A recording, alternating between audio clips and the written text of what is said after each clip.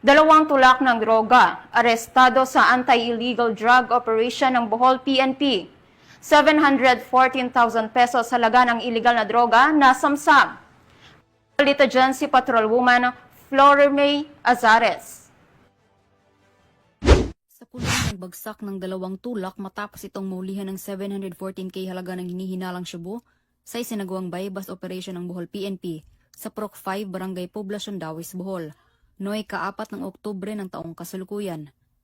Kinilala ni Police Lieutenant Colonel Jomar S. Pumarejos, Chief ng Provincial Intelligence Unit, Provincial Drug Enforcement Unit, Bohol Police Provincial Office, ang mga sospek na si Alias Jr., 40 anyos na high-value individual, at kasamahan nitong si Efren, 35 anyos na street-level individual, na parehong residente ng Purok 3 Barangay Tutolan, Dawis, Bohol.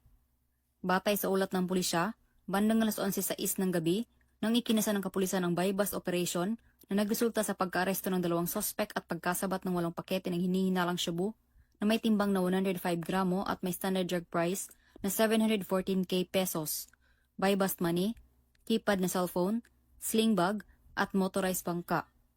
Samantala, kasalukuyang nasa kustodiya ng Dawis Municipal Police Station ang mga sospek at mahaharap sa kasong paglabag sa Section 5 at 11, Article 2 ng RA 9165 o Comprehensive Dangerous Drugs Act of 2002. So makausa ang atong Provincial Director masigarbuhon sa inyong kalapusan sa lalawigan sa Bohol. Ang Bohol PNP walay hunong o walay puas ang atong pagpahigayon og anti-illegal drug operations para mapakgang o maundang na ang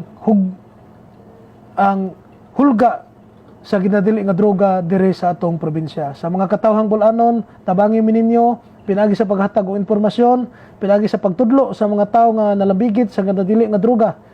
Og i-report dayon sila pinakadol nga estasyon para ato nang mahatagan og aksyon og masikop nato ng mga tawhana. Mula dito sa Central Visayas, ako ay inyong Police News Network Correspondent, Patrolwoman Florime Azares, alagad ng batas, tagataguyod ng Balitang Pulis.